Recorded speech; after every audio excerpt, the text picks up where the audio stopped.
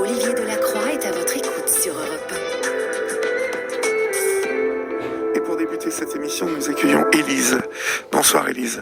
Bonsoir. Bonsoir. D'où nous appelez-vous Élise et quel âge avez-vous? Alors, moi, c'est Madame Colo Élise, j'ai 36 ans, je suis anciennement de région parisienne, oui. Fraîchement installée dans le sud. Oui, et quelle je chance. suis une des 4 cofondatrices du collectif Sécure Autisme, oui. qui vient en aide aux familles qui ont une disparition d'un enfant ou d'un adulte atteint d'autisme. D'accord. Et donc, on vous a sollicité ce soir pour vous parler de la disparition de Mohamed, qui a 14 ans, qui est autiste non-verbal, et qui a disparu depuis 14 jours, donc depuis le 18 novembre 2023, oui. pardon. Voilà, il est autiste non-verbal et il a disparu à Ivry-sur-Seine. Alors, on va parler de bien évidemment, Élise, de la disparition de ce mineur, Mohamed, qui, en plus, met en lumière une sorte de non-assistance à famille en danger, puisque on verra que la maman de Mohamed a à plusieurs reprises demandé de l'aide. Et sur cette libre antenne, on voit parfois les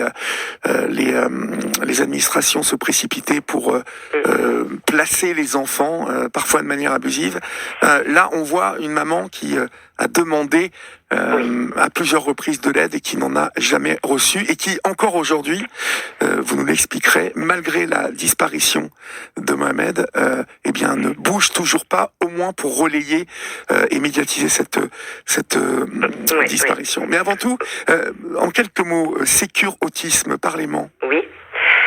Sécure Autisme a été fondée en 2021 lors d'une disparition d'un jeune de 17 ans, paix à son âme, qui a fait une très mauvaise rencontre et qui est décédé malheureusement. Donc le procès est en cours, les personnes concernées seront bientôt jugées. Et à ce mouvement, on va dire, des familles, des bénévoles sur le terrain à le rechercher, dont une de nos cofondatrices qui l'a retrouvé décédé dans une tente en plein Paris. Décédé de froid? Non, il avait fait une mauvaise rencontre et il a été poignardé malheureusement par des personnes toxicomanes, je pense, ou ces enfants, une très très mauvaise rencontre. Ces enfants si fragiles déjà. Oui, c'est ça. C'est tellement la peur de nous parents lorsque nous avons un enfant autiste de cette mauvaise rencontre, de la manipulation, de l'influence. Donc la mauvaise rencontre ou la mise en danger. Comment mettez-vous en place cette aide? Alors nous déjà on a un réseau Facebook, nous avons un groupe où on diffuse les alertes, donc les familles en général ou les structures nous contactent. Oui. On a un groupe WhatsApp où on communique également avec pas mal de bénévoles de terrain. Ce qu'on fait en général, la première chose, c'est qu'on déclenche une alerte avec la fiche de Sécure Autisme qu'on envoie aux hôpitaux de la PHP. Parce que souvent, c'est des enfants qui ont des troubles du comportement, donc qui peuvent être pris en charge tout de suite par les pompiers ou interpeller quelqu'un à l'extérieur, ou pris en charge par la police parce qu'ils vont tenter de prendre de la nourriture, etc. Comme les codes sociaux sont pas forcément adaptés, ça peut alerter. Donc en général, la plupart du temps, c'est une chance, on les retrouve dans les hôpitaux. On diffuse aussi au niveau des réseaux RATP, pas SNCF de mémoire parce que je crois que la SNCF, nous n'avons pas de réseau. Enfin, on diffuse ça sur Facebook, il y a des partages, il y a des annonces qui sont faites, il y a le groupe de communication de WhatsApp et notre groupe de cofondatrices où on échange les informations personnelles, où on répertorie les disparitions, les adresses des parents, etc. En cas de redisparition, on a déjà au moins toutes les informations. Ce qui est le cas pour Mohamed parce que ce n'est pas la première fugue. Enfin, ce qui est qualifié de fugue pour nous est une disparition inquiétante au vu de son handicap. À partir du mais moment ce où n'est pas la première fois. Il n'est pas revenu chez lui. Tout à fait. Alors abordons le cas de Mohamed qui depuis 15 jours dans la nuit s'est échappé par la porte porte de chez lui. Parfois, il saute par la fenêtre. Hein. C'est un enfant qui s'échappe régulièrement, d'où les demandes à répétition de la maman. À qui s'est-elle adressée, cette maman?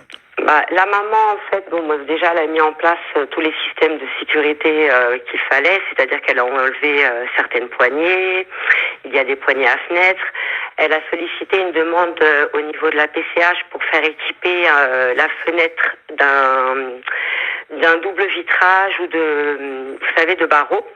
Donc après, les demandes administratives en MDPH sont très très longues et le temps que ce soit accordé, validé et financé, ça prend extrêmement de temps, quoi. C'est là la problématique, c'est que dans l'urgence, c'est assez complexe. Oui. On va continuer à parler des conditions de cette disparition et de la situation de cette famille qui était en danger depuis un moment.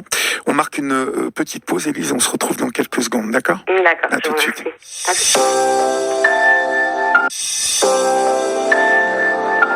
Vous aussi, venez vous confier à Olivier Delacroix au 01 80 20 39 21. Il est 22h30, vous êtes sur Europe 1 et c'est votre libre antenne qui a commencé depuis 12 minutes. Nous sommes avec Élise du collectif Sécure Autisme. Élise nous alerte ce soir sur la disparition du petit Mohamed qui s'est échappé de chez lui depuis 15 jours et n'est pas réapparu. Elle a demandé donc cette maman des barreaux aux fenêtres, mais ça fait un moment qu'elle a demandé ça. Oui. Après, ce qui est complexe, c'est que, comme je vous le disais, l'administratif en France est très très long. Et souvent, on attend malheureusement qu'il y ait un drame pour agir. D'accord, ça n'a pas suffi, le petit de 17 ans qui est mort. Il en faut peut-être un deuxième. Ouais, je ne sais pas. Après, il n'y a pas eu qu'un décès. On a eu des enfants atteints d'autisme. Je pense à un jeune homme âgé de 12 ans qui a été retrouvé noyé près de son domicile. Donc, il y a aussi la mise en danger. Et c'est vrai que nous, on a milité pour avoir un système en fait de GPS, une puce GPS qui pourrait localiser nos enfants en temps réel et pas avec. Ce qui serait génial, ce serait génial. Ce qui serait très très bien parce que les GPS actuels, on se rend compte que la précision de localisation n'est pas déjà au mètre près. Et le mètre près compte avec des enfants atteints d'autisme ou même des adultes quand il y a mise en danger. Et c'est vrai nous c'est ce qu'on demande, c'est que nos enfants soient équipés, que le financement d'un GPS spécifique soit mis en place pour leur sécurité, surtout pour les profils les plus à risque, ceux qui sont non-verbaux, où il y a une mise en danger imminente et un risque de mort. Alors, vous n'avez pas spécifié dans quel département tout ça se déroule, Élise? Alors, Mohamed habite actuellement à Ivry-sur-Seine, dans le 94. D'accord, donc le département de... 94. Oui, mais c'est le nom du département, je ne sais pas. Alors, attendez que je l'ai... 94, si quelqu'un en régie peut me donner le nom du 94. C'est pas l'Essonne... alors là, j'ai un trou de mémoire. Je vous dis ça tout de suite. Ivry-sur-Seine. On va trouver. Val-de-Marne. Val-de-Marne, voilà. D'accord, donc si je comprends bien, c'est le conseil départemental du Val-de-Marne qui... Je ne sais pas si à l'époque la demande, parce que c'est pas la première disparition. À l'époque, la famille était domiciliée dans le 78, donc sincèrement, je ne sais pas dans quel département MDPH a été faite la demande à l'époque, mais en tout cas, je sais que la famille a mis en place ce qu'il fallait et a fait les demandes nécessaires. D'accord, mais aujourd'hui, est-ce que le département du Val-de-Marne vient en aide à cette maman? Est-ce qu'elle relaie l'information? Est-ce qu'elle se bouge?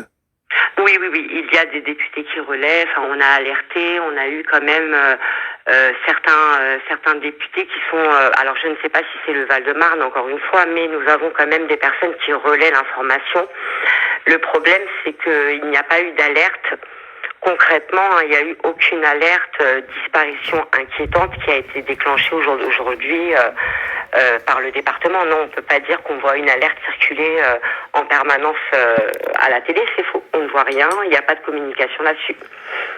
Et pourtant, c'est un mineur. Avant d'être atteint d'autisme, c'est quand même un jeune homme de 14 ans. Justement, j'allais vous demander, peut-être vous êtes-vous renseigné, comment se fait-il qu'un mineur de 15 ans ne fasse pas l'objet d'une disparition inquiétante et d'une alerte disparition? Et ben, c'est la question qu'on se pose actuellement. Parce Donc, que on sait qu'on a... c'est une vie là qui est en péril. C'est ça, c'est Les ça. conditions ne sont pas réunies pour faire une alerte enlèvement? Sincèrement, je ne peux pas vous dire. Je sais qu'il y a des départements qui le font tout de suite. On a eu des cas où on a vu, alors je pourrais plus vous citer de mémoire, il faudrait que je reprenne les fichiers de ma collègue, mais il y a certains cas, certains départements où ça a été déclenché tout de suite, où il y a eu une alerte de disparition inquiétante. Ça a été diffusé dans les médias et actuellement, pour Mohamed, non, ce n'est pas le cas. Parce que Mohamed, il s'en va, il fugue, mais il est autiste.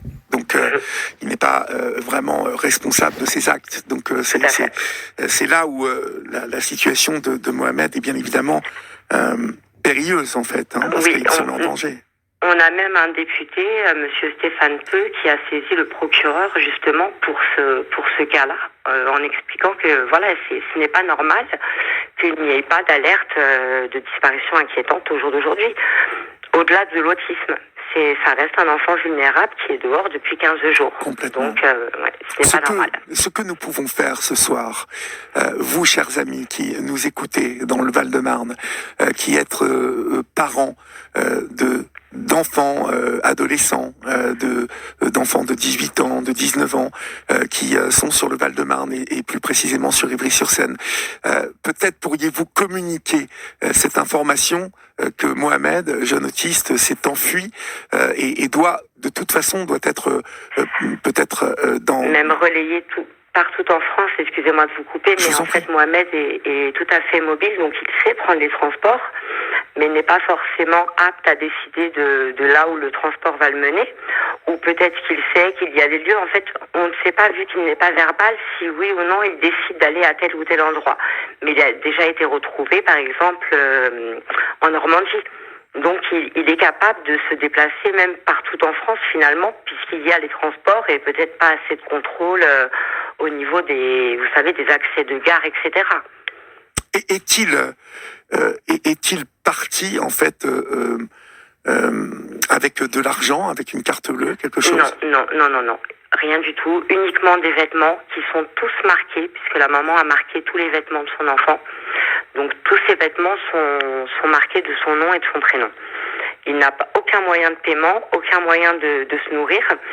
Habituellement, quand il était retrouvé, c'est parce qu'il volait de la nourriture ou parce que son comportement alertait certaines personnes sensibilisées à l'autisme, qui se demandaient pourquoi il était tout seul. Mais je pense que maintenant, un adolescent de 14 ans dehors, s'il n'a pas de comportement atypique, ça va pas forcément alerter que si on voit un enfant de 8 ans dehors, vous voyez, c'est pas du tout Oui. C'est pour ça que on essaye de sensibiliser au maximum aussi sur certains comportements, des stéréotypes gestuels qui pourraient alerter de l'autisme d'une personne. D'accord. Par contre, j'ai une petite rectification à faire par rapport au jeune Kylian et à son âme qu'on a retrouvé. Il n'a pas été poignardé, il a été étranglé, pardonnez-moi, je me suis trompée.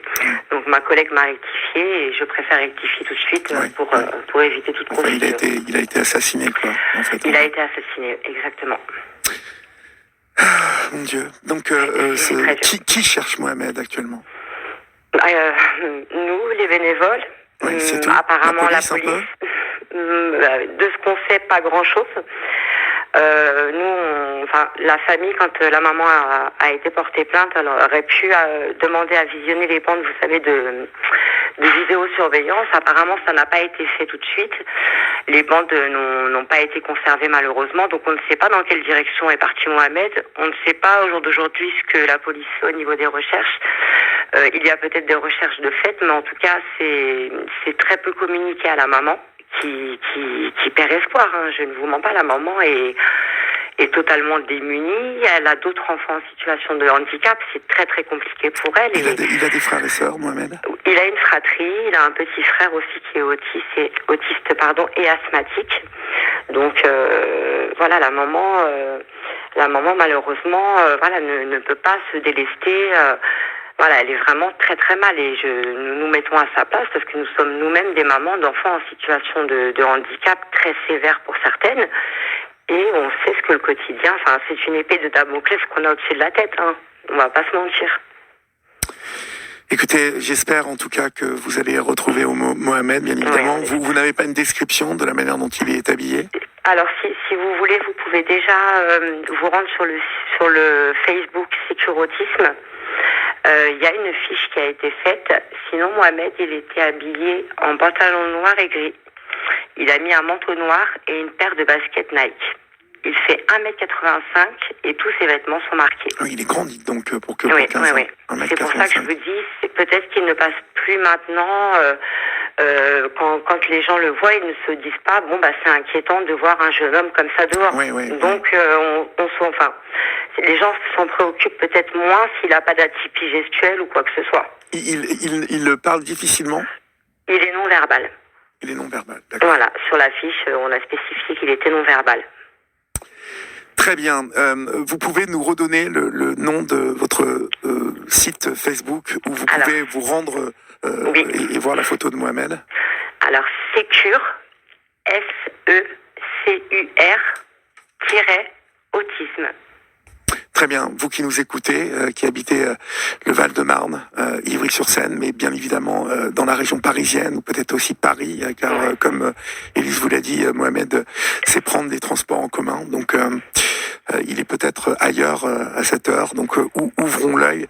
Et bien évidemment, si vous apercevez un garçon comme ça d'1m85, n'oubliez pas, c'est tout de même un garçon qui est très grand pour son âge. N'hésitez pas à prévenir la police et puis sans le lâcher en fait du regard, bien évidemment. C'est ça, bien sûr, ne pas le forcer, ne pas lui donner plusieurs consignes. Nous avons des cartes de sécurité qui ont été mises en place sur le site Facebook ou via tous les réseaux sociaux que nous avons. Tous les liens sont disponibles sur le site, donc vous pouvez vraiment créer votre carte Sécurotisme avec la possibilité de mettre votre nom, prénom, vos coordonnées, les mettre dans les vêtements de vos enfants. C'est toujours une précaution à prendre qui peut éviter des drames. Très bien, Élise. Merci beaucoup pour votre témoignage ce soir sur l'antenne d'Europe 1. Merci à vous de m'avoir reçu. Et puis, bien évidemment, on vous souhaite plein de courage. On espère que la maman de Mohamed va le retrouver, bien évidemment. Et puis, on pense bien à vous tous et à vous toutes. Merci beaucoup. Bonsoir, bon Élise. à vous. Au revoir. Bonne soirée. Au revoir.